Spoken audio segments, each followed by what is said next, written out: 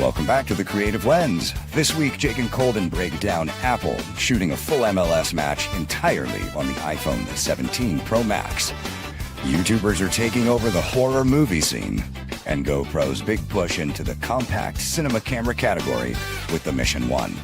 Plus, Jake talks about Nanlite 300 and Colden shares some early thoughts on the Nikon ZR. The guys hit some quick updates on Resolve 21's new beta launch and Premiere's new audio workflow tools. Let's get into it.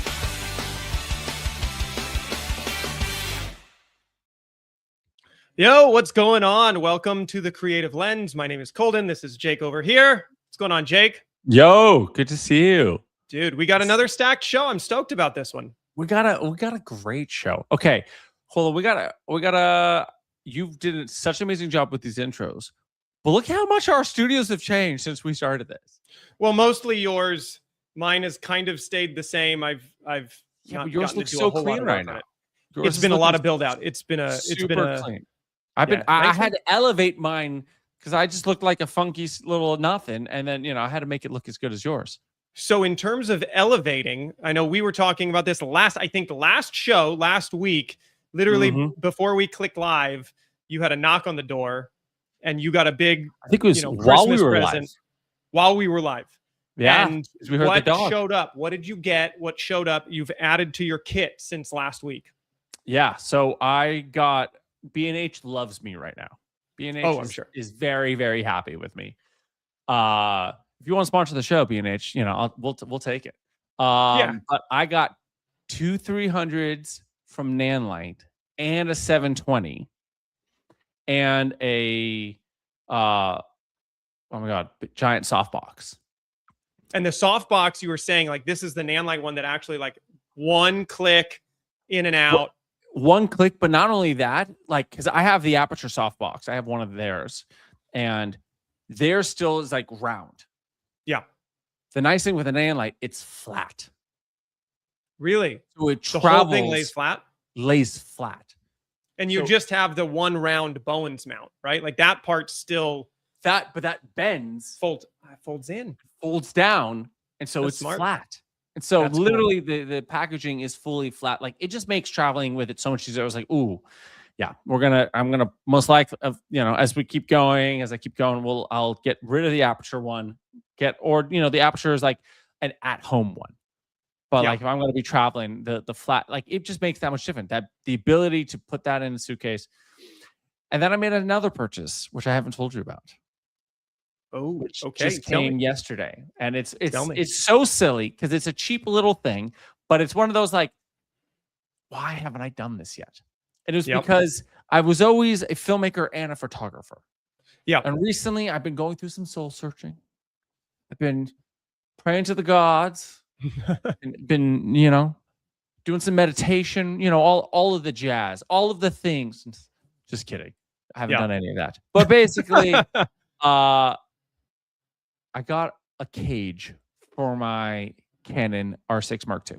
I know it's nice, all that hype just to say I got a cage for my camera. But what was so interesting, because it was one of those like little things that I was like, oh, I can actually, because I'm shooting so much more video, and I'm like, that's where I'm going after. Like as a photographer, you don't want a cage. Like a cage is the furthest thing you want as a photographer. And I would always like be pretty 50-50. So I was like, okay, I don't actually need a cage. I have a cage for my Black Magics. Those are great. Love that. But I've been shooting so much. I rarely pull those out these days. And I've been shooting so much on my Canon. And then I'm like, to be able to have a behind the scenes camera on top of it, to be able to rig it out, to be able like all of these little silly little things that are just make it so much easier. I was like, so I jumped in, I got the small rig, little cage on it.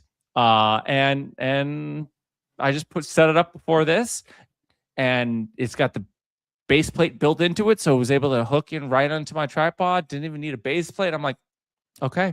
An Arca Swiss. If it's got an Arca Swiss on the bottom, which most of them do, then you're like you're locked in anywhere. Have I shown you my cage? My cage, I feel like is like the perfect. If I would sell anybody a cage, it is like the best for that hybrid, because I'm the same way. Like half the time I'm shooting photos, I don't want a cage on my camera. I don't want it. Yeah. It just adds so much. All right, so hold on 1 second. Oh, am I going to be upset with myself now that I didn't consult you? Colden, this is the one purchase I did not consult you before. I know. I think it's a great investment, and you know what you need, so you did it. But here's we always talk about on this show, like travel and like small footprints. Yeah, very much so. That's my cage. Oh, okay. Right, so that's like a top. This, let's see here. There we go. So it folds down. Where am I at here? Here. There we go. And here. And it becomes just a little half cage. Okay. So you've got a NATO rail on this side. Yeah. You've got NATO on the top and quick release on the top. Hot shoe or cold shoe here. And then a quick release. So you literally just take your camera and you slide it in. Slide it in. Boom. There you go. Caged. Amazing. But you don't want the cage, then no cage. Yeah. I love it. That's my favorite. This is a Ulanzi cage, and it breaks down super small, and I can rig it when I need to, and then it's quick release and it's off. And the other nice thing about that is it's the same quick release that's on my gimbal. So I just pop it out of the cage. That can stay on the tripod, and then the camera just pops right into the gimbal, and then I don't have to worry about jumping back and forth. So that's my little one, but I've not wanted to commit to fully rigging with a cage. Like I just want to travel a little lighter. So that was my solution for the moment. But I might have to invest. I was doing the same thing you were doing. I was shopping, and small rig was on the top of my list for a cage for this camera, which I just picked up over the weekend. So This was my purchase over the weekend, my unnecessary buy. I have had this trend of being like late to the cool camera party, which I'm okay with because I'd rather kind of wait and not buy it right away. But Nikon bought Red, right? And so they dropped a couple months ago the Nikon ZR, which is their collaboration with Red. That's this camera. And so it literally is the smallest, cheapest camera that you can buy that shoots Red RAW internally, 6K Red RAW at 60 frames a second. It'll burn through some memory cards, but dude, it's pretty. So far, I got to do more testing with it, like really kind of see how it works and how the images hold up. But if anything else, it's a fun camera to go take out and shoot. And so I've enjoyed picking it up and like want to go take pictures with it, want to go shoot with it. So, how is it comparing to feeling against the Sony? Like what are you seeing as the pros and cons versus the Sony? So the Sony feels like a fully built system, and they've obviously perfected their FX3s. Even the A7S III was a really good build. The FX6 is obviously they know their way in that world. Nikon feels like they're still trying to kind of figure it out. And I will say that's the weirdest thing in this camera. On the ZR, they put in some really cool features, and they left out some things that are like, why did we leave this out? So for one thing, which just feels weird, maybe this is a Nikon thing, and if somebody can tell me this is a Nikon thing. So the bottom where the battery is, this is where you load the memory card. It feels very like consumer. Like I had little point and shoots that put the memory cards in here. So you don't have anything to load from the side. So if you need to swap a card, like you have to open this up and load it from the bottom, which I just like my Sonys that load from the side. That feels like it makes more sense. Card choice was weird. So they went CF Express Type B, which Canon, are you just SD cards? Okay.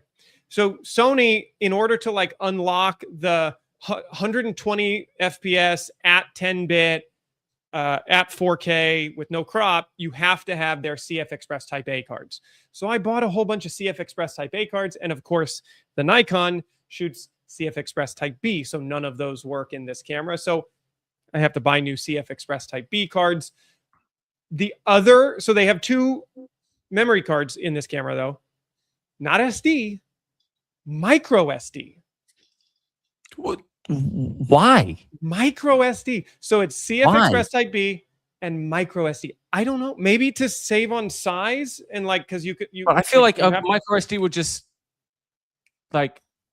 I don't know. They make huge micro SD cards now. Like you can get a 1 terabyte micro SD card. I don't know why. Is the read write speed even fast enough on? Not for any of the like video codecs. So is it just for like, oh, if you want to use it as a photo camera? Yeah. Which honestly, in terms of photos, I didn't realize like it's a solid photo camera. It's a really good. I mean, so it's Nikon was the leader in photo cameras for 2-3 decades. And one thing I'm used to with my A7S III and my FX3 is if you're going to take that out, it's a 12 megapixel, 12, 16, I can't remember, megapixel sensor. It's a very small, like it is a 4K sensor only. This is a full 24 megapixel sensor. So it like rivals my A7 III that was my photo camera. But this is just as good in a weird little body. So how I set it up is I put all my photos go to the micro SD, and then any of the videos go to the CF Express Type B. Oh, you can actually like internally change that in the menu. Yeah. Okay, that's cool. That's a pretty cool little thing. How do you see this playing in your kit? Like, how do you see this moving forward in like a day-to-day use? So the next project for me is going to be seeing how closely I can get either the Nikon RAW, the NRAW, or the Red Code RAW to match in with my FX3 and then be an AB cam. Because as it sits right now, my kit has one 10-bit camera and one 8-bit camera, which was the A7.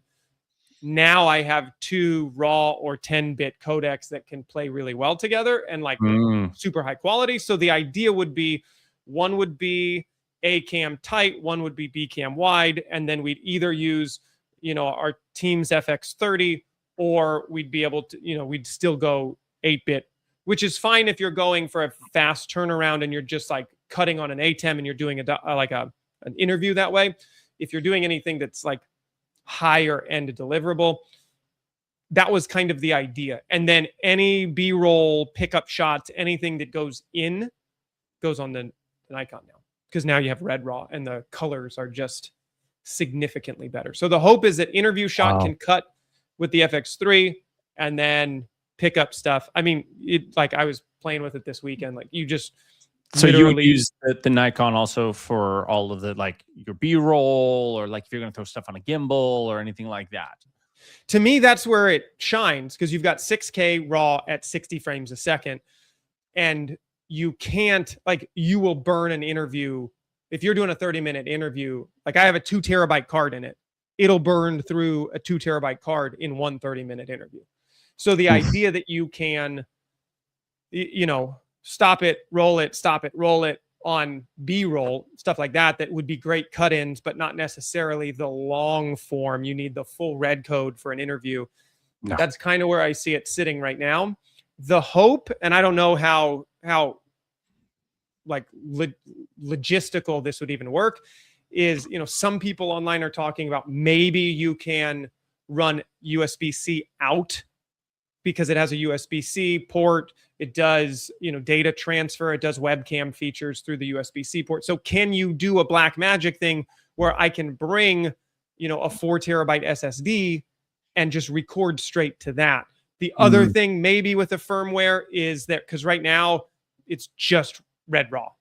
Like you don't have compression flavors, in your Blackmagic or in any red camera, you have like 2-to-1 and 4-to-1 and 8-to-1 and 10-to-1 and 22-to-1 on a red. So you can kind of pick, if I'm sitting down to an interview, not a lot of movement going on, right? I could put 10-to-1 compression on that. It'd be fine. I still get the red raw codec or the B raw if you're shooting the Blackmagic. Like you still get the codec, you still get the codec to work with, but you don't have the same level of like full 1-to-1 pixel. Maybe Nikon gives us a firmware update for that. That solves my problem. Then I go, 4-to-1 on B-roll and like short stuff, and I can go 10-to-1 on an interview and do a 2-hour interview on a 2 terabyte card. Like, would be great. Nikon. I know I'm late to the game. People have been asking for Nikon to update this firmware since the camera came out. So now I'm in the game with you. Please update the firmware so that I can use it. I love it. Well, I mean, it's pretty wild that like, because you got it. If we can tell people, like you got it used on Facebook Marketplace. Yes, right? I did. Absolutely. You did not pay full price for it. Do you want to make people jealous of how much you actually spent on this camera? So it lists right now for 21. It was like listed, I think, for MSRP on it.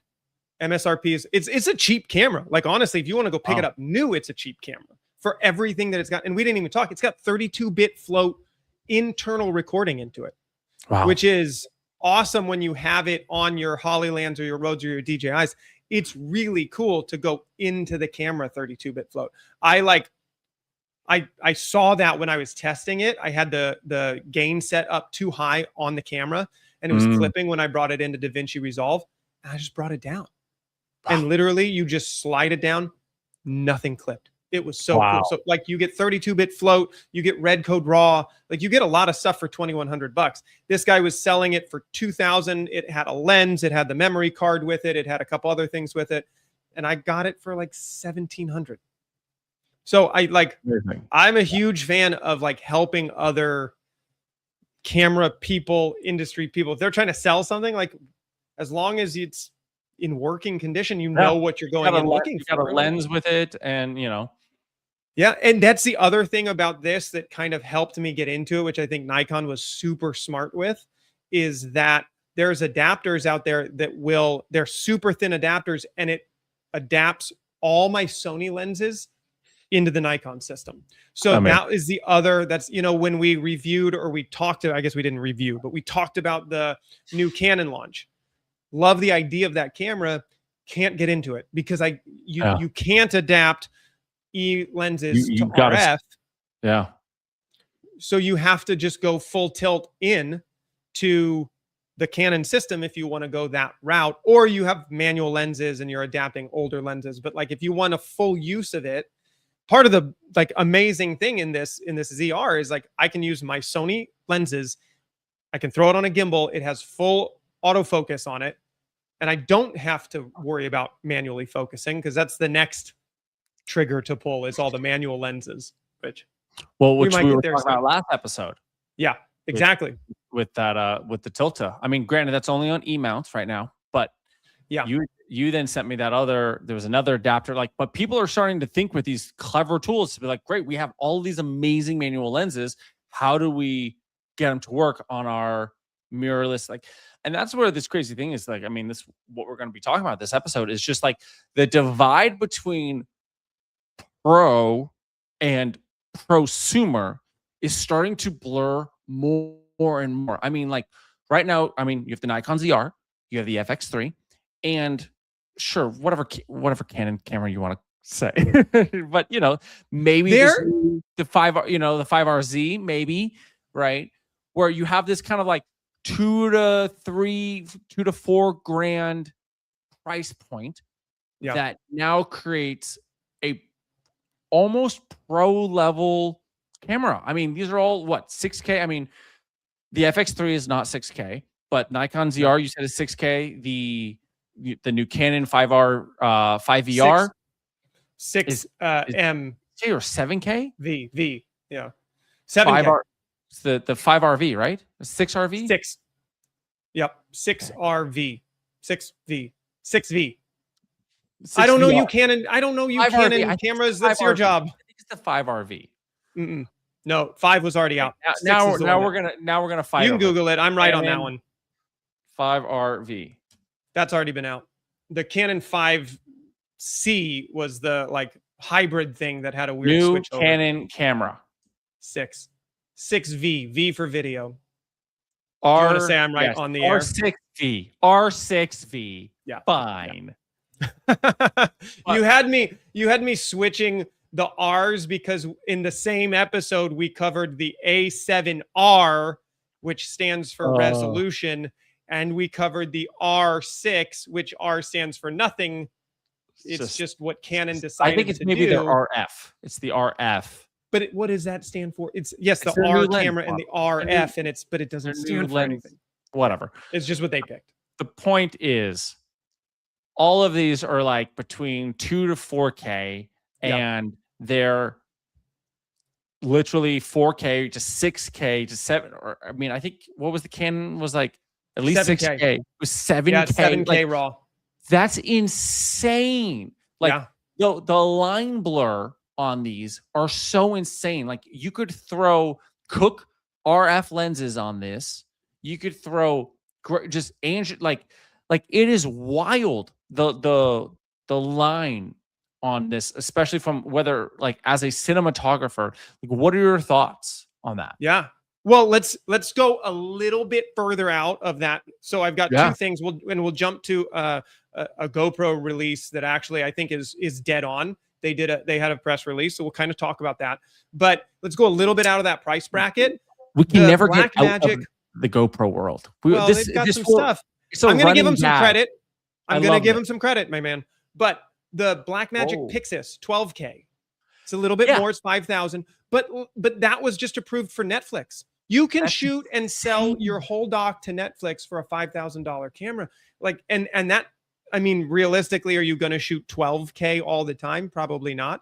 But the fact that for $5,000, you have a full frame, fully stacked sensor, and it's got black B-raw color science in it. Like I've almost pulled the trigger on that camera. I just don't have a big enough project right now not to justify renting it versus owning it. But dude, I mean, in that camera space, you're right. Like we have gotten a little spoiled and some really impressive developments. And so I will jump in. Let me find where I had it pulled up because it was later on in the show. But while you do that, I mean, that's insane for literally like, but it really goes to show you, it's like all of the companies, it's not just, Canon or just Sony now. It's like literally across the boards. Yeah. Blackmagic to Canon to Sony to Nikon /Red. Like the GoPro. Okay, whoa. Let's just slow down just a little bit. But I mean, the only I wouldn't be surprised, and this is going to be my hot take for today, or this will be at least the first hot take for today. I would not be surprised if Ari in the next 2 to 5 years comes out, or they partner with somebody. They pull a Red and they partner with somebody, or they just say, screw it. And they drop like a $5,000 camera. I would not be surprised. Well, I think that, so you saw they already got bought. Ari's now Did that actually happen? Yeah. I didn't know that.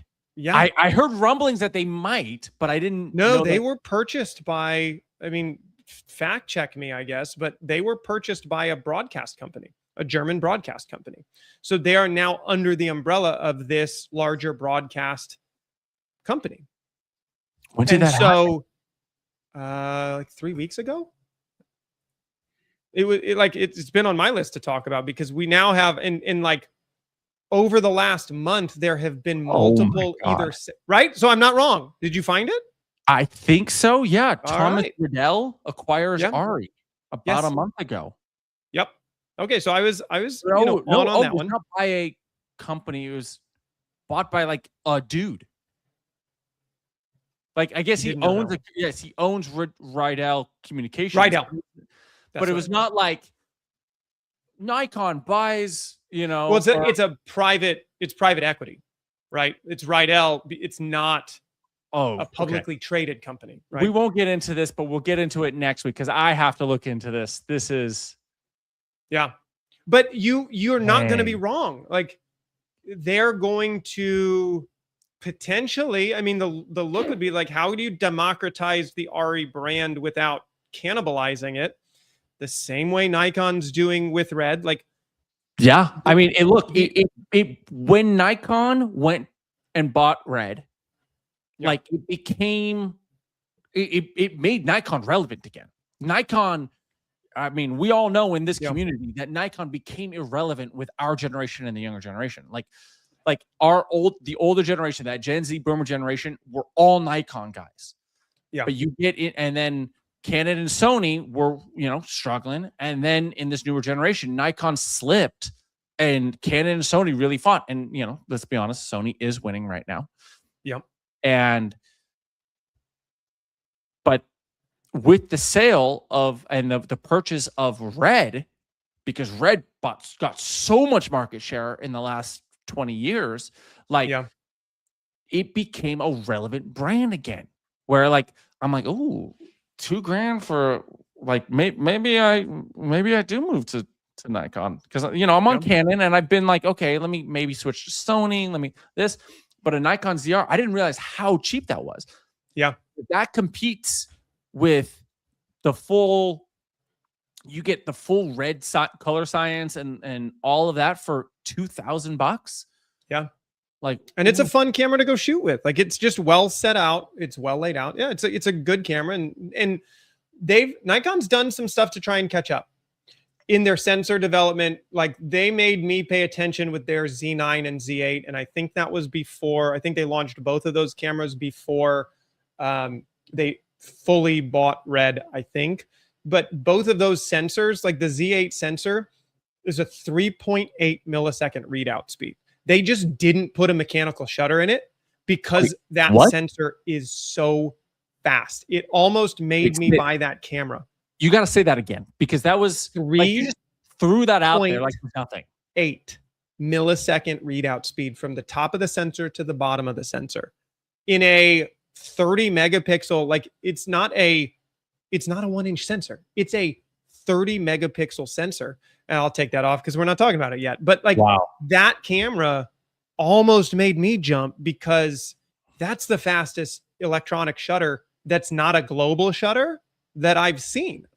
That's a great sensor in a cheaper digital camera. And it was competing in price. I think it was $3,000 maybe. Fact check me on this, because it's been a while since I've price checked it. But they've done some stuff to really try and compete.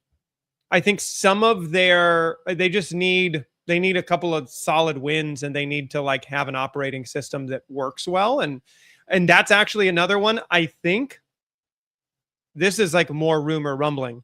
I think Nikon's trying to get bought too. Oh, yeah. Wow. I that came across my desk as hey, did you see there? But everybody's shopping to get bought by somebody in the last month. Nikon is shopping to get bought. GoPro is shopping to get acquired. Nikon is publicly traded. Doesn't matter. Yeah, so is GoPro.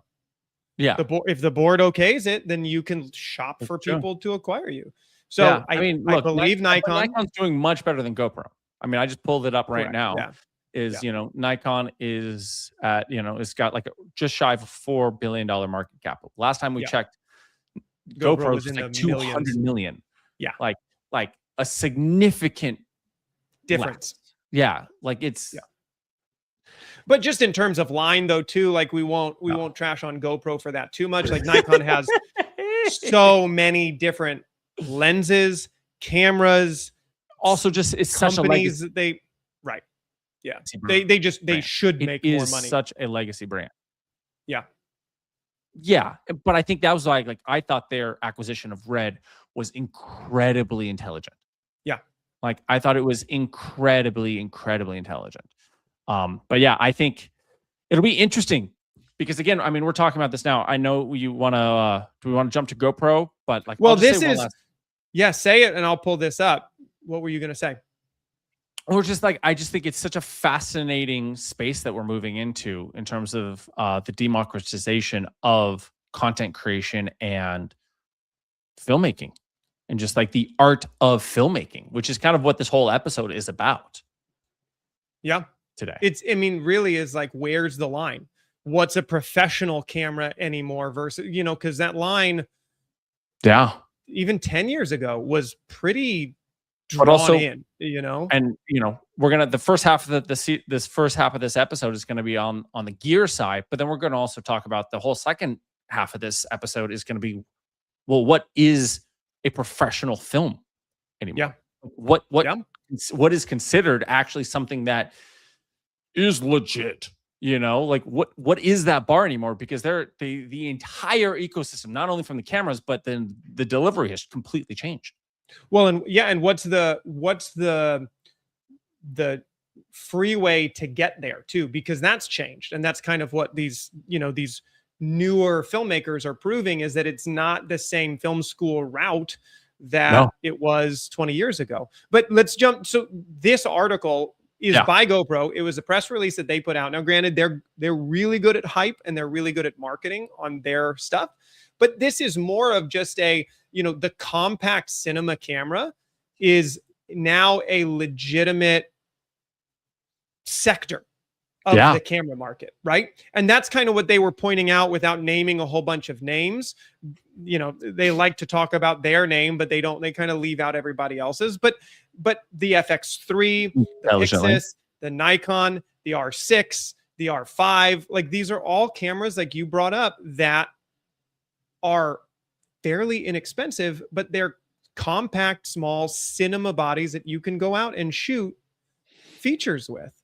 So one thing I wanted, and to their credit, like this is more about the evolution. This is an article that is about the evolution of this sector, not so much like a marketing piece for them. It nicely sells their ILS and Mission Pro, as it's in there, and it does have some of the, the pieces of it. So they put out, and I wanted your thoughts on this as both a director and somebody who's out there shooting a ton. These are, according to GoPro, the 5 things that actually matter to a compact cinema camera. So the first one being sensor size and low light performance. Do you think that, and I don't know if this is in any particular order, does that matter? I mean, I think it does to an extent, but I mean, I definitely wouldn't put it as number 1. Because, but low light performance is, and you could just say the general like grain, right? Is because, typically if you have a small body, lightweight cinema camera, you don't really have a lot of lights and you don't typically have a lot of G&E budget. You're like, okay, we're going to just, gotta make do. And that's why I think Sony has captured so much market share, is because you can shoot later at night when there's less people around. There's less, you can throw up, like, I mean, all of my entire set is lit through little aperture MC lights. Yep. Like that are literally smaller than my phone. And like, you could get a good looking set like this. And I have a small flat panel, Amaran Verge lighting my face. Like, all of this together was a couple $100, and only because these are the fancy lights, but like these are the higher end aperture MC lights, but like people make knockoffs of them, and like so you can get a really great looking scene with 6 lights for less than $1,000. Like, I mean, literally my 3 lights from Nanlite. I know we're getting to lights, but my point is that obviously, camera's one thing, but you have to light the scene. Right. And so why low light is important is because if you can crank that up to 3200, 6400 and get a great image, still, you don't need, a 12K RE to go through a window. Like, okay, you could maybe, all I got is a, $300 300 from Nanlite. Great. Oh, it looks good. So yeah, I would say, and look, and this is where I'm not super technical in terms of sensor size. I'm like, I don't know the difference. Yeah. So that's where I get a little, that's the director in me going, I don't know. But the low light, yes. If it works, if it tells the story. I think it's interesting. So they kind of point out even here in the article that a 1-inch sensor has become kind of the standard in the point and shoot world. Sure. I think even the iPhone is getting close. I don't remember what the last, the 17, what their actual sensor is on it. But like point and shoots have been using 1-inch sensors for a really, really long time. And they say full frames go further. They do get bigger and heavier, which is true. It's pretty hard to get a full frame sensor in a really little body. I think this ZR and maybe the Sigma FP are the smallest cameras you can possibly get with a full frame sensor in it. And they say, this is where I'm like, I don't know. For many creators shooting in the real world, 1-inch sensor is the sweet spot for capability and portability.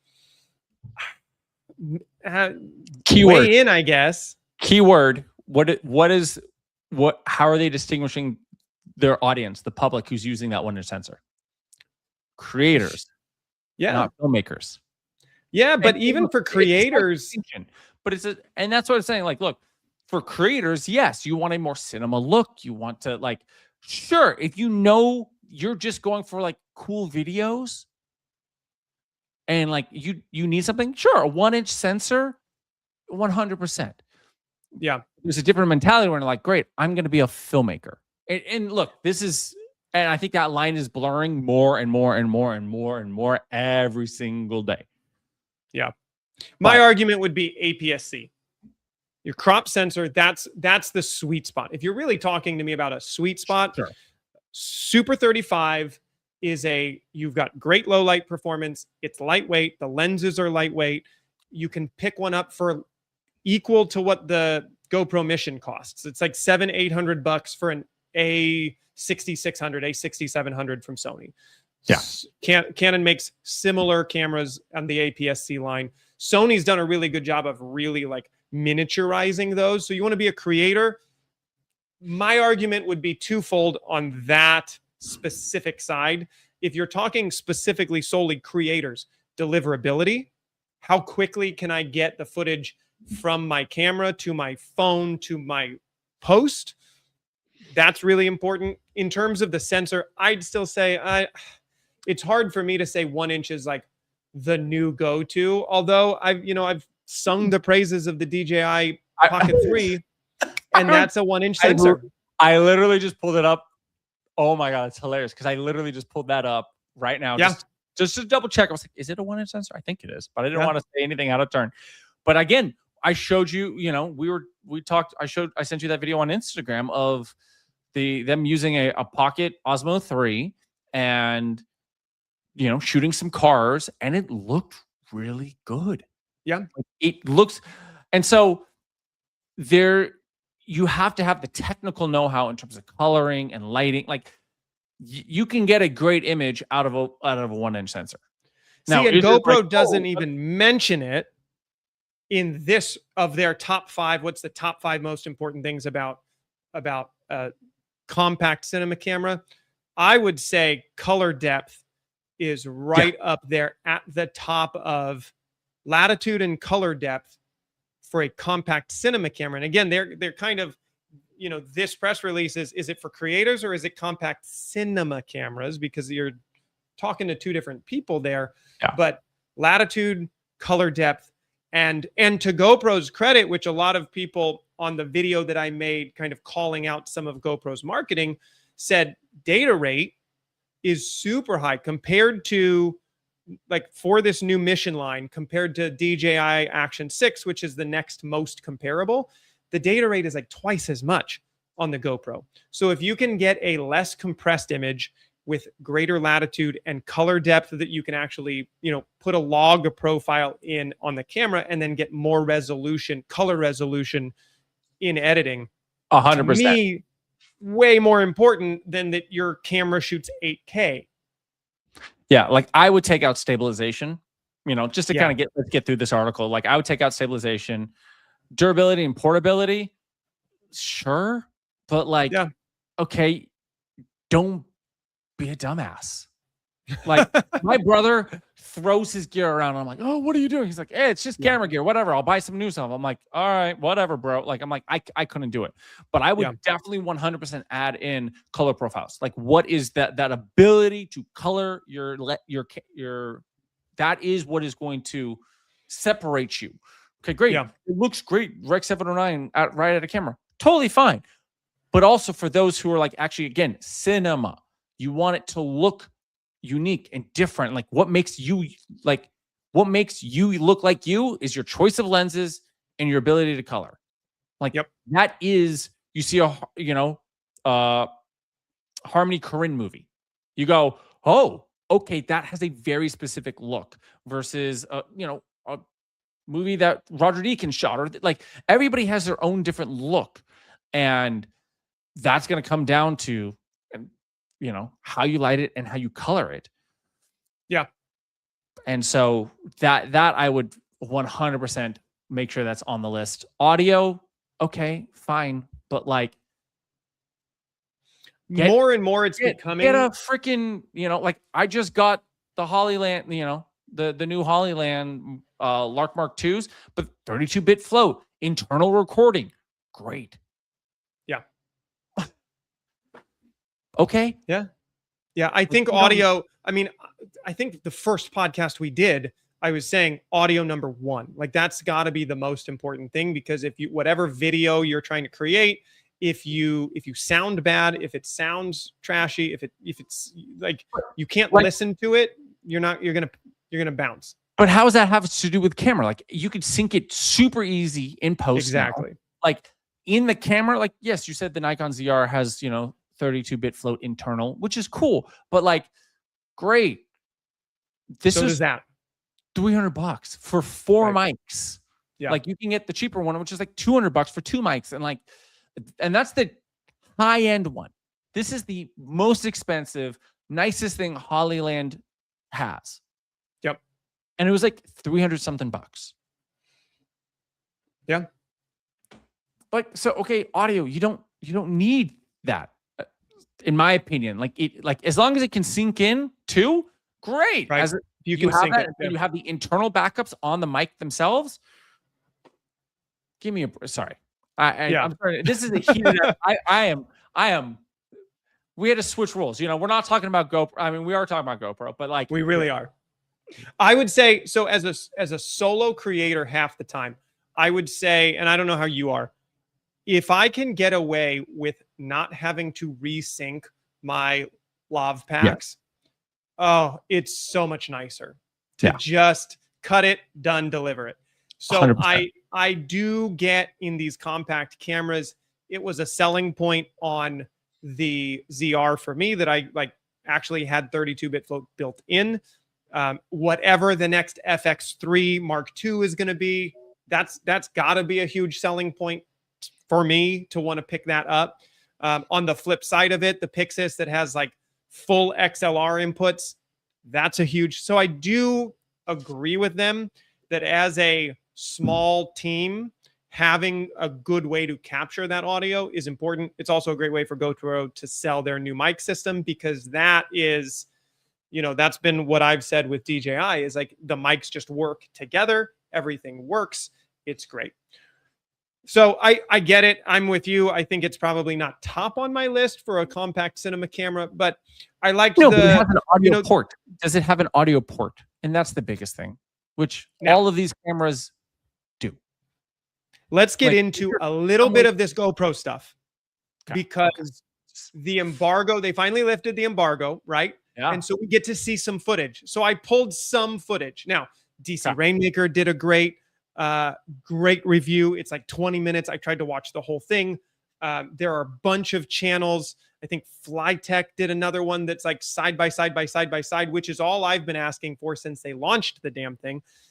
And I don't have GoPro's like their cinema launch. It was a long video too. I don't have that pulled up, but I have some screenshots and I want your thoughts on it, because I had some questions about, is this a really valuable replacement to the 14? Is it worth the extra $200 for the base? Because one of the things that I think it was Flytech that said it was, he asked them at NAB, he said, hey, so this Mission line, does that mean you're not doing the Hero 14? And they kind of didn't say a whole lot. They didn't have a yes or a no answer for him. So if this is like a way for them to get rid of the Hero line and upcharge you. Like, it's still a Hero 14. It's just repackaged and a little bit more expensive. So like, here's a great, dude, I just did the same thing that you did last time, which is I closed my screen. Let's see here. So this was a side by side of the GoPro. So you have the GoPro Mission 1, you have the Mission 1 in 4K, then you have the Insta360 Ace Pro 2, and then you have the DJI on the last side. Like, it obviously in 8K, that's sharper. This is, to me, the in 4K, the Mission 1 Pro in 4K looks the worst. But like, this is 400% cropped in. I don't know. This is $100 less. The Osmo Action is $200 less. Can you pull a difference at 400%, Jake? Not particularly. I mean, also like a good colorist, a good, like, is this with a lens though? Or is this? No, this is the Mission 1 because the ILS isn't out. So this is just comparing the Mission 1 Pro to all the other action cameras that are out right now. So here's another one, because they were talking about looks low good, light. but like, you know. And I did it again. Man, one of these days I'll be professional here, man. Here's our low light test. So we've got two of these. Mission 1's on this side here. Ace Pro, Action 6, Hero 13. The Hero 13 kind of loses that one. But yeah. Is there a huge difference? And here's another example of low light. But also, like, who's using, like, what's the purpose? Like, well, I would say that's my argument, and why I kind of stopped buying action cameras in general, is because if you are outside bright daylight, they all look great. They all look great. They all look great. When you go into less than ideal situations, which is anything indoors, like this is an extreme test, but like even just shooting in an arena or indoors that's not well lit, is tough with any action camera. Yeah. So better low light is definitely something that we've been asking for. And GoPro, like in this, look, they finally came to the party. It looks great. They finally came to the party. But does it look $200 more better than this one? I don't know. Not really. But again, I go into, I mean, look, for somebody who doesn't want to color, but the funny thing is, which one looks better here? The 13 black, in my opinion, the colors look a little cleaner. Like the blacks look a little bit more black. Yeah. I'm kind of like, and look, I can't tell from a resolution standpoint, but like, these are just screenshots. It's not a totally fair comparison. Yeah, but like, I like the roll off in the 13 black compared to the Mission 1 Pro. But like, look, the Mission 1 Pro from a white balance looks on, but like, again, the Insta360 and the Osmo look just like they have it, like they look bad. But to me, that's the white balance is off. See, I like the warmer, and again, I wasn't my there, point so is, I don't it's know, hard but to I tell. like the Action 6. I hate my annoyance with some of these things is like, you can't tell them. They look different because also the white balance is different. Right. Like, so. That's a good, because all of this stuff was shot in auto. So it's actually good to see what the cameras do, because in a couple of these scenarios, DJI shifts way blue, GoPro's a little more neutral. It's interesting to see where the auto modes, because like, let's be real, you're going to buy this, put it in auto and go most of the time. Are you going to sit there and dial in your settings on a GoPro or an Insta360 or an Action? Like, you're not going to dial in, you're going to hope for auto. Yeah. So it's good to see. I like a slightly cooler look personally than a slightly warmer look. So I like the GoPro in out of these three. I like the GoPro auto. Like, But again, it's like, what are we comparing? Are we Right. comparing image quality? Are we, comparing auto function? Are we comparing, like, what are we comparing? And I To think me, if you're looking at low light, low you've light got auto more function. detail in the action here. And like, look at like where this is, right? Compared to over here, it just kind of starts to get mushy, in my opinion. Yeah. Like you could probably bring this up a little bit, but if you're looking at just like a colorist can take care of the white balance pretty easy. Yeah. I feel like I've got a little bit more detail in the trees and in the lower, the lower exposures.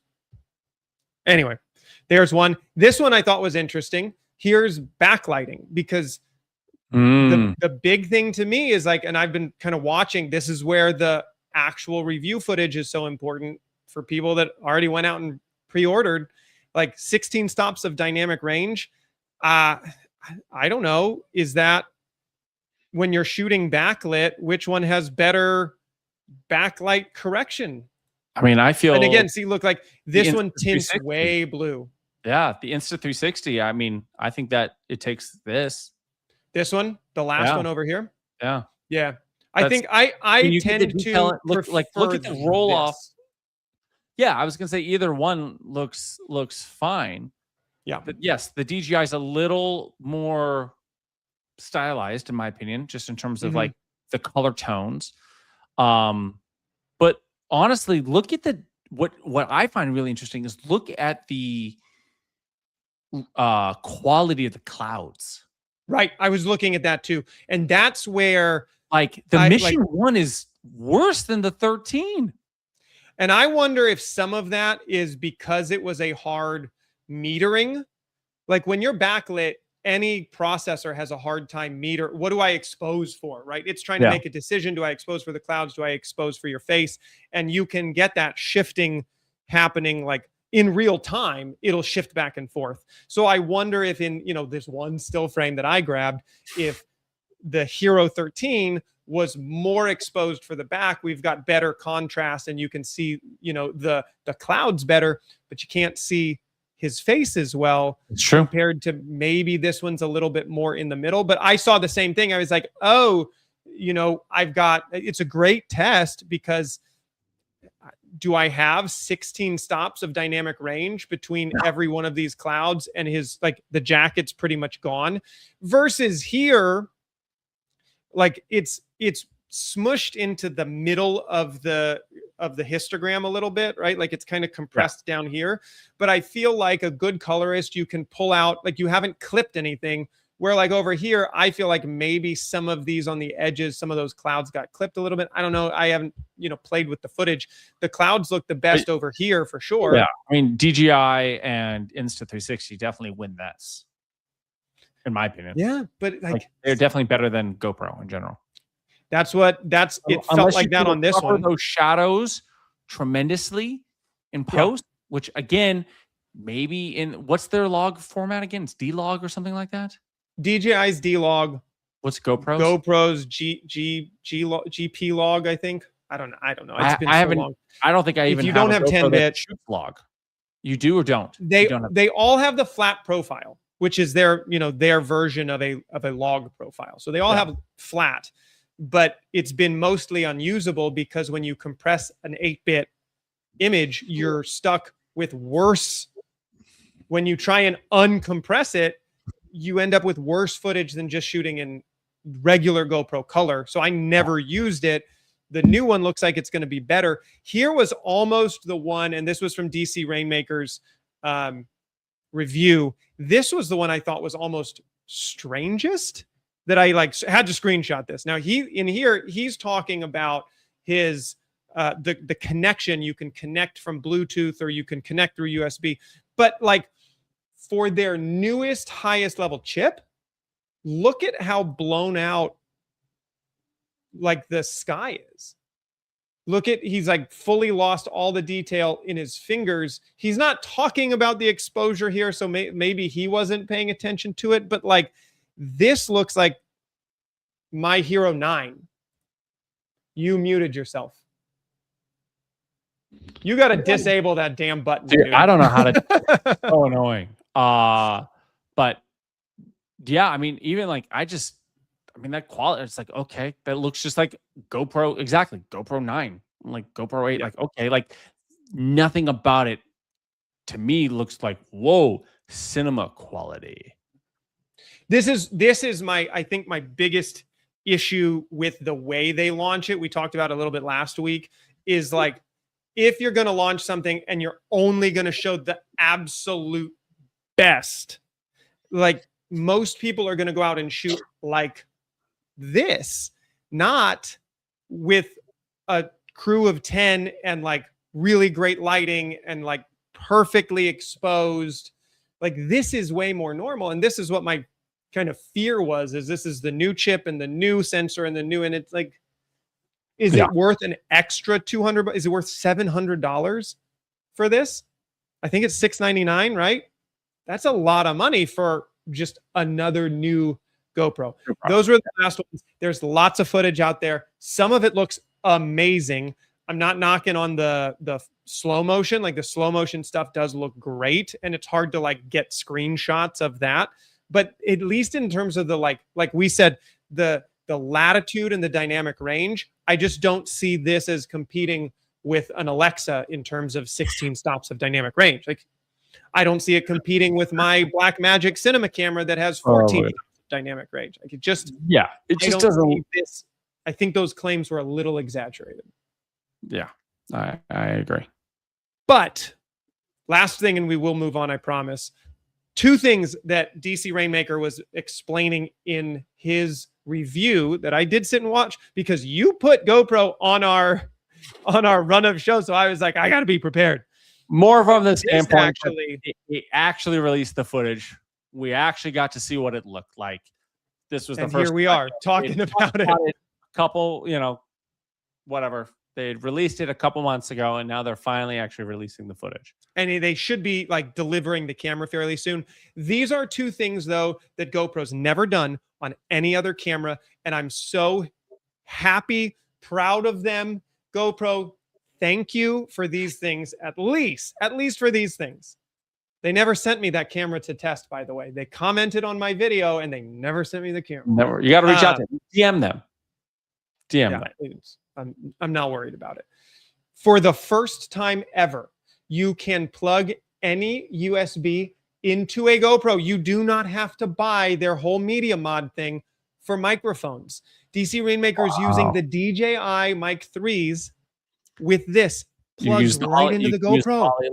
You could just use any USB-C. You can use any, you can do a USB, but you don't even need that. You can do a USB-C to 1/8" audio jack, because they make those adapters. So you could literally put it into anything. And usually GoPro makes you buy the media mod for it to process the audio into into your system. That's amazing. That's definitely from them, that where they didn't keep it as like this proprietary system that like, oh, you need to get like, it's like, no, hey, look, we understand there's a lot of competitors out there that you're already invested into. Let's just, we will open this up for everybody. Yeah. And I thought for sure, since they're launching their microphones, they were going to keep it fully locked down unless you bought their media mod. Yeah. This is super cool. I'm genuinely, I saw this, I was like, oh yes, awesome. I was genuinely excited about this. The next thing is actually, and I will 99.9% not be buying this camera. It's too expensive. But this last thing, I was genuinely excited about. The USB connection for audio is sweet. This one, though, you can now, just through USB-C, attach, like, go HDMI out. Wow. You know how cool that is? Like, that's because now they're playing a little bit more of a cinema game. Like, now they're playing, okay, great. And like, that's really listening to more of what people kind of need and want in a respect of like, now you become like a legit. Yeah. But again, is it so worth cool it? To me? Like, yeah, I think is it worth that much more? Point. I think it's a great talking point. Is it worth upgrading? Like, I have a Hero 8, I think. Yeah. Would I buy any of this for any of these reasons? No. Right.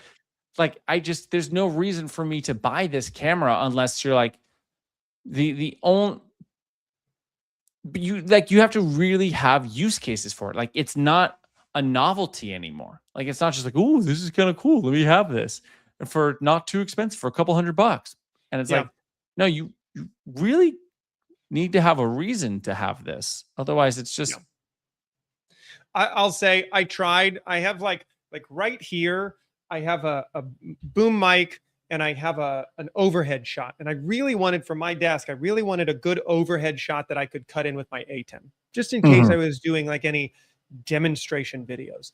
I tried to rig up my GoPro, and it was such a pain because you have to go, it's a GoPro 9, and you either need to buy the media mod or you have to go through their like webcam software, and you have to do that, or had to do that with Canon to like get it to work. Like, you have to, the older Canons were such a pain to try and get the webcam to work. So having to go through that, I said, forget it. I'll just use a regular camera. So part of me is like, dude, I just wish I would have, like, give me that on all the other GoPros that have USB-C, please. I know it's a new chip, so I'm sure that's why they can do it now. But, and I don't know, I don't have the DJI, so somebody else would have to confirm. Every camera company should do this. If you have a USB-C, you should be able to do USB-C to HDMI out. Yeah, or just even. I wish my DJI like have it as a webcam. Like, that makes buying cameras so much more appeal. Like, or like. No, you disagree? HDMI out. It has to have HDMI out, and this will transition perfectly. For example, I'm right USB-C into USB-C into my computer.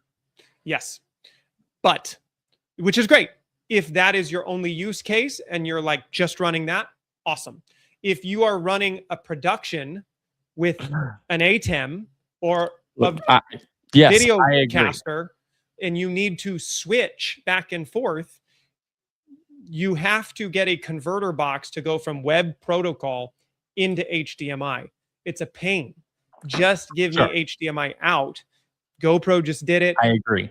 Amazing. This is probably, like, everybody should be talking about this. And I don't think it's that big of a deal. What was this? If you look at DC Rainmaker, this was 40th on his list of interesting things about the GoPro. This should have been number one. This should have been number one, because the amount of times I've been shooting with the Pocket 3 and I have wanted to just, like, I tried this before I tried my GoPro to just hang it up. How perfect. I could like control it. I could put it on the ceiling and control it with the app, but I can't get it into the ATEM. So it can't live with the rest of my system. USB-C is a protocol that can do HDMI out. And to segue that in, a prosumer camera that can do HDMI out over USB-C is the iPhone. And so what did the iPhone do? Apple just shot this whole, like how I segued that, by the way. That was a pretty good segue, right? I was trying to line it up myself. It's like, look, no, I got you there. Not the only one putting fancy lenses on their cameras. Yeah. So Apple just did this whole event for soccer for the MLS, and they shot an entire game, start to finish. Every single camera was an iPhone. And it was, and you saw some clips. I've got some coverage. I can say this here. Here's our teaser of this. Tonight is the first time that an iPhone 17 Pro Max will be and able to they put it on MLS gimbals. They put it on like inside the goalposts, and they ran it all not only the 84,000 square feet that is a soccer through the iPhone. Like everything. Yeah. It's pretty cool. The other cool thing that I will point out, because we talked about this on this show, every one of them, all 15 cameras, I think, used the Blackmagic camera app. Shout out to Blackmagic for doing that for them. Yep. They also, if you look at all these, they're all using the Blackmagic connector to get USB-C to HDMI and then HDMI out to the truck. And that is why Resolve is free. Yeah. because they make a bloody fortune with all their high-end enterprise being able to do things like this. All their cables, all their boxes. This is why Resolve is free and Blackmagic cameras are so cheap. It's because they don't need it to make money. They make a bloody fortune on all of their like high-end broadcast camera on a soccer field, but this and right here. This is what you were talking about. Yeah. This is the only, here's the GoPro thing, here, the tie-in, here's what Apple does too, is they say shot completely on the iPhone. Shot on an iPhone. But they have a 25 to 1,000 Fujifilm lens. And how much does that cost, Jake? It runs $256,000. Yeah. Hooked up to $1,000 iPhone. $4 million lens. Yeah. To an iPhone 17. That's the craziest part to me, is like a $250,000 lens on an iPhone, but you can do it. And that, you know, it was awesome to see that they did it. So what were your thoughts?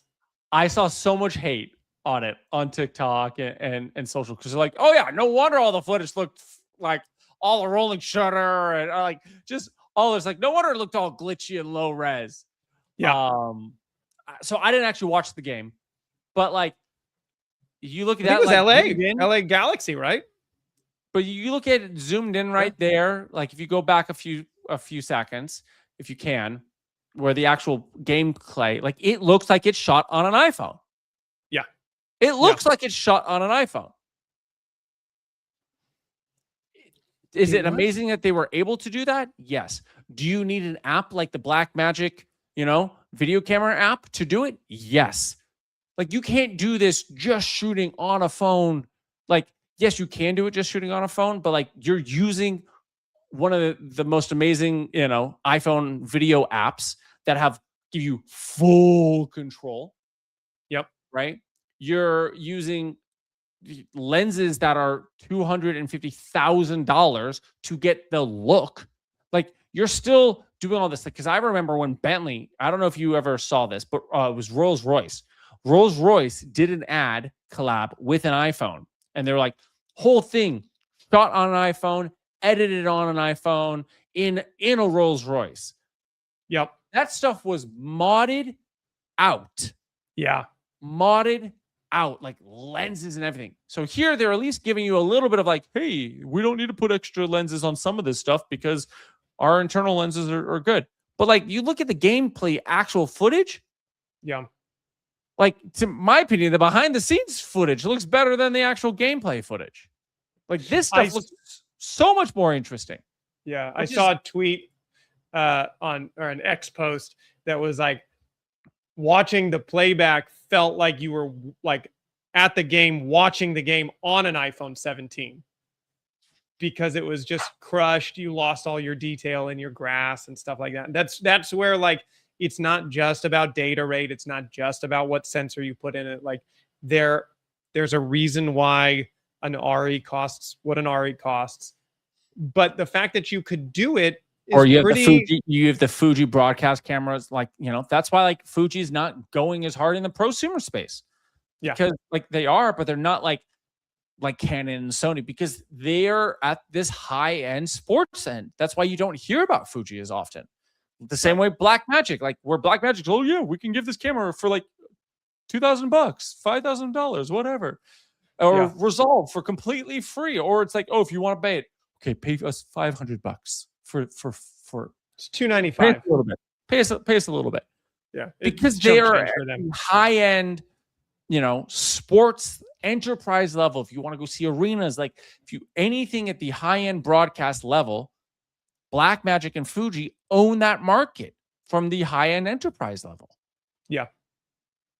Yeah. Well, and to kind of call back to why GoPro adding USB-C to HDMI is so important is this shot right here. You can't do that on your USB only protocol. Like being able to route that out into a truck like this is pretty impressive. And like, that's Good on GoPro for putting that in their Mission 1. Good on iPhone for putting it in. Every USB-C operated webcam protocol should have a way to get out to HDMI. So we could do this. You could probably thank Mr. Beast for that. Yeah. You know, between the Beast games, you know, I think he owns like 1,300, you know, GoPros. Yeah. So this is probably just because, you know, Jimmy was like, hey guys, so I like you guys, but here's the thing. We need, you know, HDMI. I need to be able to control these. So get to it. Get on it. Get on. And Mr. Well, thank Beast you. saying this, and you know, It would not shock me if that is legitimately why we end up with HDMI out. I think that would not shock me. Yeah. But so I mean, the bar is so the bar. I mean, you're talking about iPhones, which are literally in your pocket. Now, look, they are still what the iPhone 17 is like $1,500, $2,000 now. cheap. Like, Yeah, it's not cheap. it's still they've gotten more and more expensive. Yeah. But you know, GoPro's a couple $100. But my point in saying this, like, it's what we've been talking about this entire episode for the last over an hour now, is just how accessible this stuff is. Like with the iPhone, that you get to do everything else. You plug in an SSD in it, and you put a little thing on the back, or little piece of gaff tape with your SSD on the back of it. Open the Blackmagic app. You shoot good stuff. You get some good lighting, and just like, so it's pretty wild where we're going. Like the entry bar is so low. The entry bar is just make good stuff now. Yeah. Like, it is now, you know, especially in the world of AI slop, like you have to just make good stuff because the tools are now available. Like there are no excuses. You just, like, you have to be good. And I would say to our kind of our next point, maybe lead you in here a little bit, but not only is the bar lower on the equipment side, your delivery methods are now, if you can make good stuff, right? You can put that short video or short form, like the mini doc, it can live on YouTube. The gatekeepers of the industry have never been lower. The barrier to entry on all sides have never, ever been lower, which also means the competition has never been higher. Right. But, you know, to that point, I found this really interesting. So Nielsen basically tells us how much, you know, who's watching what where. Yeah. And YouTube. And these were, by the way, the Nielsen rating, right? That's like, that goes back 100 years. I don't know about that one, because I don't, you know. But you would get the Nielsen ratings for like your talk shows at night. Like that's why Johnny Carson stayed on, you know, and not 60, somebody 70 else. Years of, you know, of basically like they rank like what shows are doing the best, what networks are doing the best. Like you lived and died, and from the studio standpoint, like from a television studio standpoint, on the Nielsen rating. And so they're still relevant, but what they did is now just is, instead of NBC and ABC and Fox, it's now what streaming platform are people watching and how much. And YouTube is the #1 streaming platform. If you look at here, wow, beating Disney Plus, beating NBC Universal, which is not even Paramount, which is Peacock, Netflix, Paramount, Fox, Prime. Netflix is under Disney. So that's wild to me. Now this is March of this past month, a couple months ago. But what's fascinating is look at this market share. Look at this degree that YouTube is just dominating. Yeah. And this is what is crazy is this is TV usage. This is just what's pulling on the TV. Your television, not your computer, not an iPad, not a phone. This is people watching on their television that YouTube is dominating. So it really goes to show you that like we are in an industry where you could literally make a film, or a piece of content, a podcast just like this, post it up on YouTube. People are watching this on their televisions now. Your content is not just meant for your phone. Yeah. Which to me is unbelievably inspiring. And it makes you rethink how you want to shoot it and how you want to package it. And, you know, some of the things that we talk about all the time is just packaging. You got to package it correctly. We got to make it feel and look like a television show.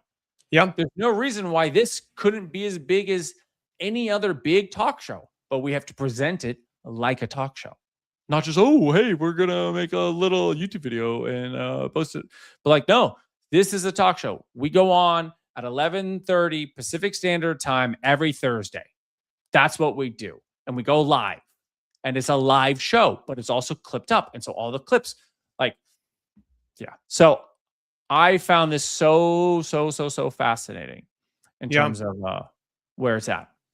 It's interesting that it can be kind of data studied in that way, because you can feel that YouTube certainly has you can look at share prices, you can look at like usage time, but it's interesting that even Nielsen is kind of ranking this now in a way that says, yeah, actually people are watching on their televisions YouTube more than some of these other all of these other streaming platforms, which is an impressive place to kind of live and be, is in YouTube. And that kind of feeds into this idea that like just go to film school to make Hollywood movies is kind of like there's new routes into this, right? And you were telling me about this. So it's not just the same way over and over again. And YouTube's actually teaching us maybe better in terms of how to connect with audiences. So you're so good at this. I just have to call you out because fuck you, Colden. You're so good at this. I hate you so much. This is the meta version. He's teeing me up so well. I freaking hate you. We're going to cut this from the clip. That was so perfectly segmented, and I hate you so much because of how perfect that was. Hey, when we put our notes in the show notes in before 10 minutes before we push live, it's really great how we can actually professionally run the show. It's great. Exactly. So that's the crazy thing. I was going to go slightly different, but you teed me up to Obsession, where you have Curry Barker made this movie for $750,000, and it's about to break $100 million in the box office. Yeah. And he dropped out of film school. That's the crazy thing, is he was going to New York Film Academy out in Los Angeles and was going for a little bit. And then he and one of his best friends were like, why are we doing this? Dropped out. You guys, if you don't know who this is, he is Not a Bad Idea on TikTok, YouTube, etc. A big sketch comedy, and literally followed in the footsteps of Key and Peele, and is now crushing the horror genre. Made a short film that got a lot of accolades called The Chair. He posted it up on YouTube. It went super viral. Then made a feature film for $800, a found footage horror film. Again, a lot of accolades, a lot of press, etc. And then made Obsession for $750,000. Jason Blum from Blumhouse picked it up after it won a bunch of awards, and is what helped push this to now be $100 million movie. And he's now slated to make like 4 films next and like just start popping them out, and is like Blumhouse's new go-to young horror director. I'm glad that you mentioned Key and Peele, or I guess Key and Peele. Yeah, but it's Jordan Peele who left that show as a comedy writer / performer and did all of these like really impressive thriller, like really switch of genres. It made me think, when you sent me this story and I was kind of reading into it, I was like, this is a Key and like a Jordan Peele thing. Like it's just so interesting to go from comedy into this like horror thriller is cool. Like it's really, it's an interesting transition. And were you saying this is the one that went more money the second week at the box office than the first? Yeah. So this is Box Office Mojo. It tracks us our box office gross. It has made $90 million worldwide. Like that's insane. And so if you look here at domestic week, usually movies, they get their big push that opening weekend, and then it trickles down. And this is like, you know, from Avengers to an independent film. It has week by week grown more money every week. Like that's cool. That is insane. Not only the second week did it make more money, but then the third week it made even more money. Really? It went $17 million first weekend, $24 million the next weekend, and $32 million the third weekend. And I'm fascinated to see what it'll do this next weekend because it's all over my feed. And I'm like, okay, is it all over my feed because I'm a filmmaker? And, you know, you get pushed kind of the things that is in the space you want. But they're going hard, and I find this absolutely fascinating. Like, and if you look at like the average money that it's making here, like it is doubled what it made. Like that is insane. And like they're 2 days, like it is. And this is just their domestic numbers, right? This is domestic weekends, which obviously is 75% of their income of like in terms of sales, but like 25% is international. Like that's amazing for all unknowns, unknown director, unknown actors. There's not a single person that you go, oh yeah, okay.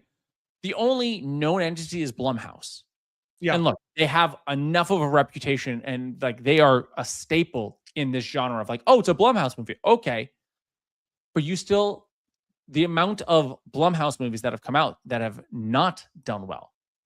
And so it's saying it's distributors focus, but Blumhouse has helped as an executive producer on this. So, you know, I'm just going to go off script a little bit, but like, yeah, I was going to ask you, maybe you can, you're looking it up. While you look that up, how about this? Yeah. I actually really liked Curry Barker's take on this. So I found this in just kind of in looking up this movie. It's very simple, but I think because I know all these people, even my friends that always are telling me that they want to do a short film or they want to do this or they want to do that. And the thing that always stops them is that they're scared that it won't be good enough or that their idea isn't good enough. Don't put too much pressure on your first, second, third, fourth, fifth film. Don't do that. Like, go make a shitty film. Allow yourself to make 5 bad films. If you put too much pressure on one idea, next thing you know, 2 years have gone by, you haven't made a single movie. So just go make something. That's all I got to say. Amen. Yeah. Amen. I freaking love that. I absolutely love that. I think that in any space, especially in this creator space, like I've talked to people, I'm sure you have, that are like, okay, I'm going to start my YouTube channel, but I just got to get the right camera first, and I got to get this first. And once I get enough good ideas, and you're like, dude, it's been 2 years. It's been 2 years. When are you going to do it? Like, you you will learn so much more. And I think that's so interesting in, and I don't know a whole lot of how he kind of came up in the space, but like YouTube will teach you. That's how he came up. But it will teach you in real time what did well, what didn't do well, what sold, what didn't, what got eyeballs, what didn't. You get real time analytics, and that's what works. Yeah. So Blumhouse Productions again. So Blumhouse didn't make this movie, but they helped get it out to the world. They probably came on in the distribution phase, right? Like they came on, gave them a bunch of money to go push it to a bunch of theaters, because getting your movie into theaters is freaking expensive. But like, just it's not just like I made a movie; it costs a lot of money to. Yeah. But this movie was made again $750,000, less than $1 million. Yeah. Look at what it's beat out. So this is lifetime gross. We're not gonna even like this is not all. This is down like 35. We have, The Purge, Sinister, Black Klansman, Insidious, Paranormal 4, Insidious, the first one, 54 million. It's already beaten out all of these. The Purge 1, $64 million. Insidious, all of the Purge, The Invisible Man, all of the Purges, it's beat. Insidious, the only movies that it so far has not beat from Blumhouse. Paranormal, like Halloween Kills, which it'll beat that this weekend. Paranormal Activity 3, Paranormal Activity 1, Glass, Split, Halloween, and Get Out. I think it will probably be number 3 on this list. My prediction is it will end up making about $150 million. Off of what did you say it was? 150 million off of $150,000. So, less than $1 million. It'll 100x? make 100. I think it'll make $160 million. Yeah. Jeez. It's been we'll have to follow weekends, it. That's pretty cool. and it's made, but also what's interesting is those movies got, if you look at the theaters, how many theaters they were in. Get Out was in over 3,000. Halloween was almost in 4,000. Split was over like 3,300.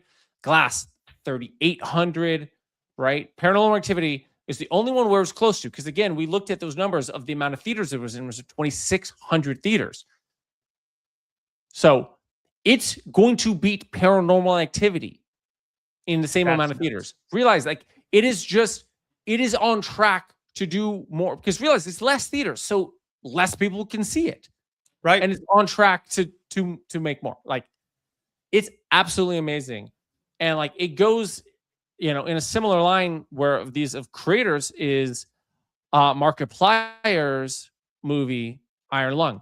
Now realize he did this all himself, literally himself. This is a solo distributor.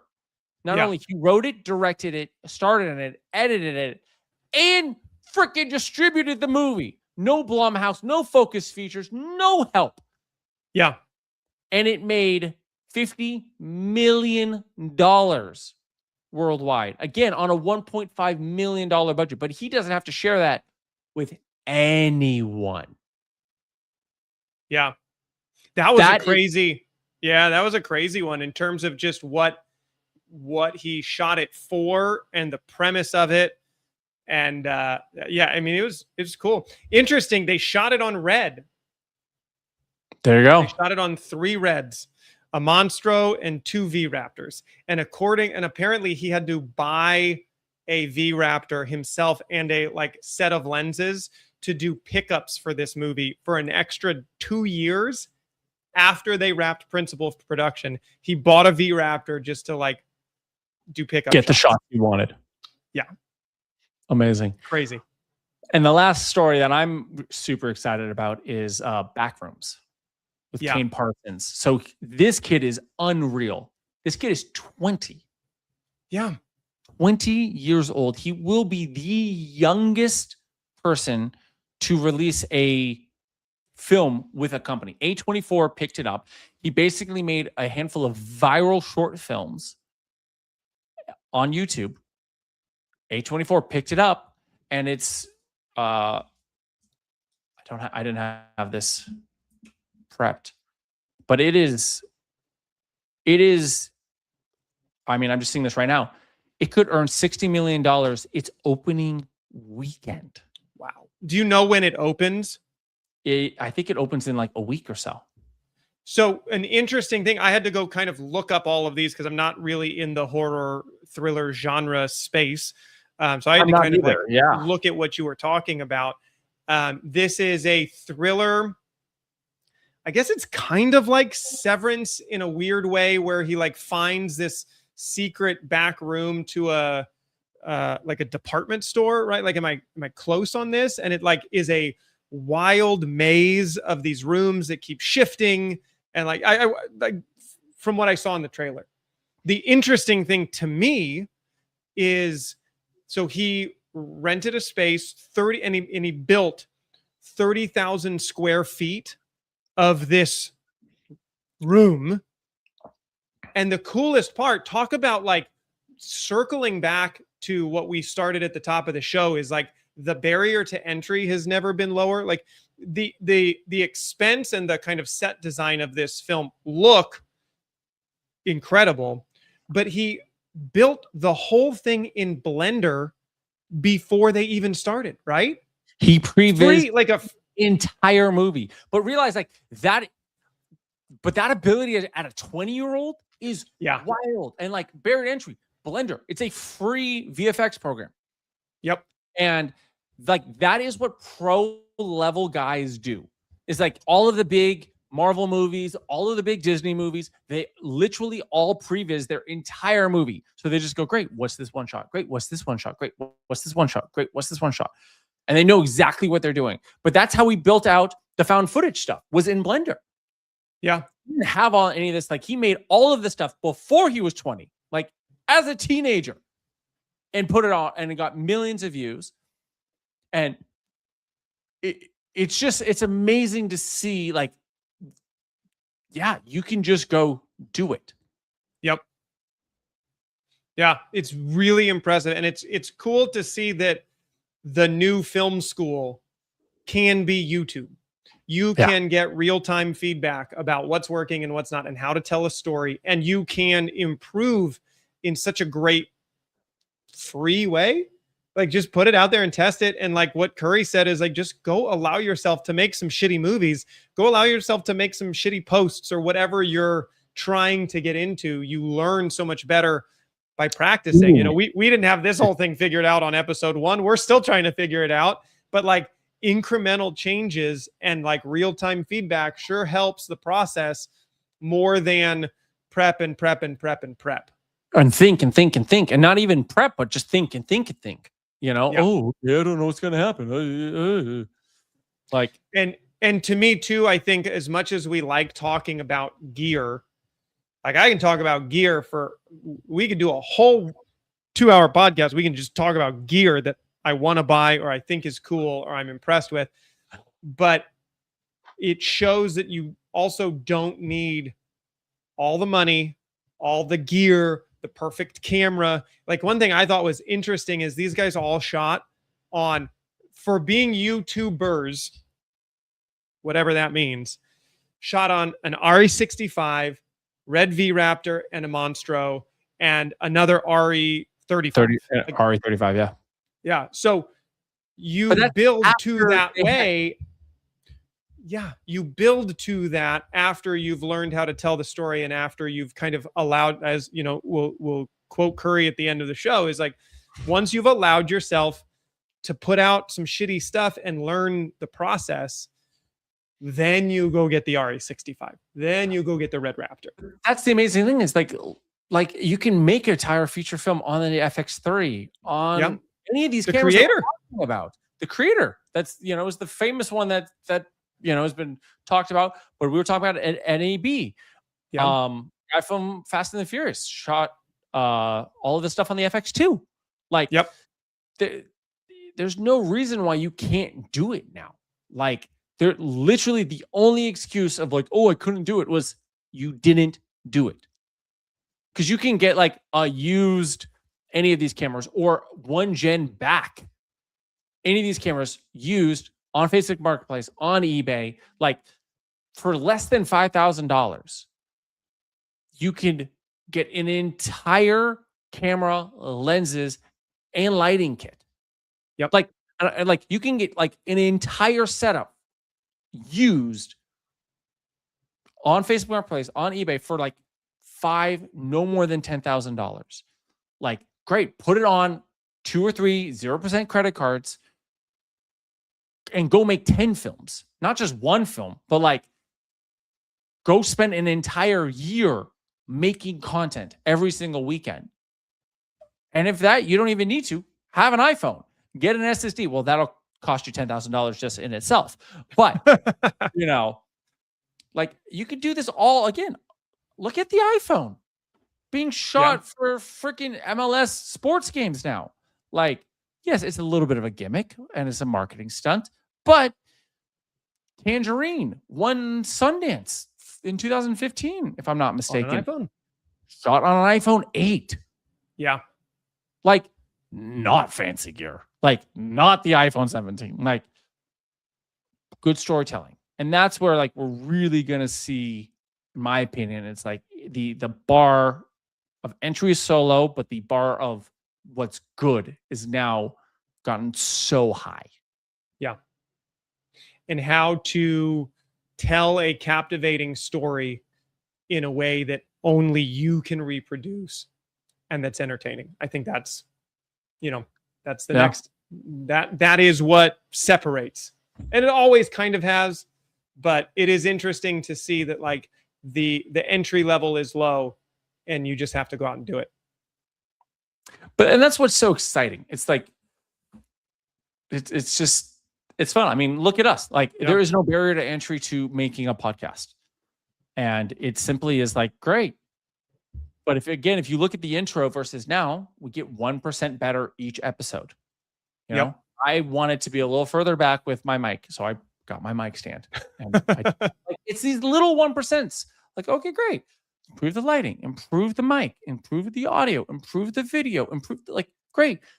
Now that's just the technical side. I mean, I know we're talking in circles a little bit, but like, there's obviously the technical, and then there's the packaging and the storytelling and all of the things that make the content better.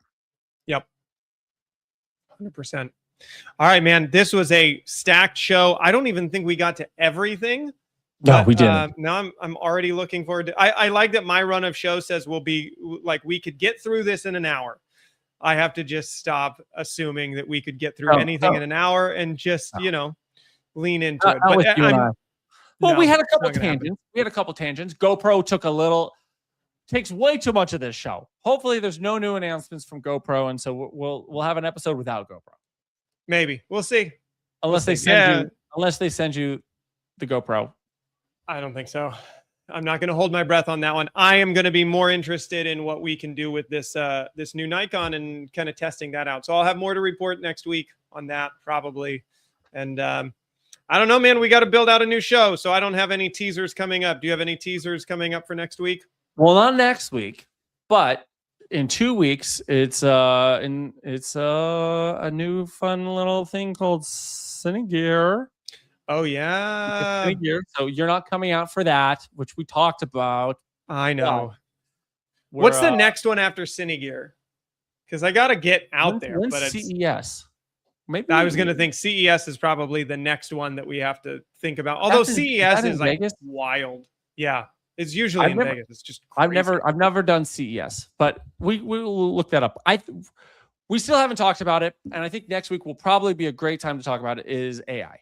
We teased it last week, but there was too much stuff happening this week that we had to talk about between, all the YouTube stuff, all the gear. I think we got to dive into AI next week. Yeah.